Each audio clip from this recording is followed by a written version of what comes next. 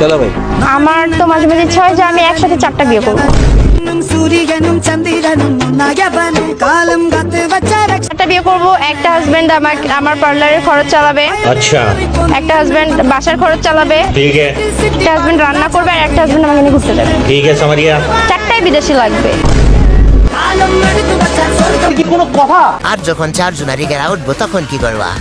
ও বুঝতে পারছি, একটা নেবা পিছন দিক দিয়া, আরেকটা নেবা সামনের দিক দিয়া, আরেকটা নেবা মুখে।